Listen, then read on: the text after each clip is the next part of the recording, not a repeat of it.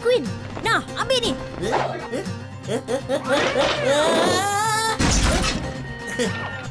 Oops. Ini robot ke apa? Tengok tu. Queen, jom kita keluar. Keluar? Jom! Queen, Apa dia? kau boleh terbang tak? Hai, kenapa kau tanya soalan tu? Kau ingat robot macam aku ni tak mampu nak terbang ke? Janganlah marah. Aku cuma tanya je. Aku tahu. Kau pandang rendah dekat aku sebab aku asyik tersungkur tadi. Kau jangan mengarutlah, Queen. Aku pun boleh terbang juga tau. Jom, kita lawan lumba terbang.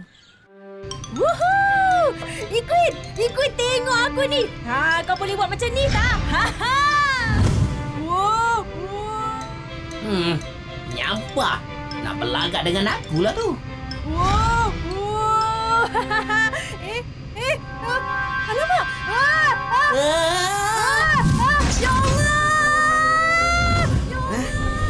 Ya Ikuan, kau okey ke? Alhamdulillah. Nasib baik kau sempat selamatkan aku jadi Queen. Aku rasa ini bukan kali pertama dan terakhir aku akan selamatkan kau. Kenapa kau cakap macam tu, Queen? Sebab hari ini baru hari permulaan.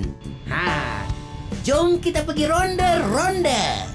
Jom!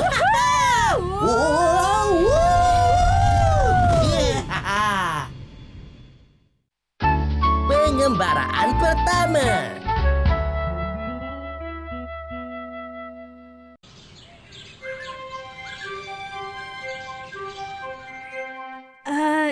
Tunggu kejap, Queen.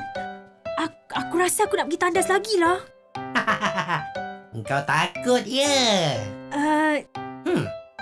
Kau tak rasa selamat nak pergi mengembara dengan aku ke? Biar aku pergi seorang diri aja. Aku nak berlepas sekarang. Selamat jalan, Iqbal.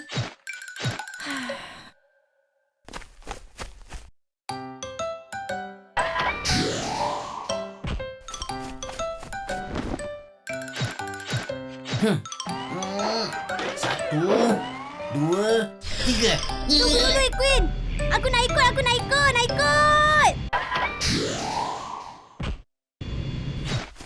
Kalau macam tu, jomlah terbang sekarang.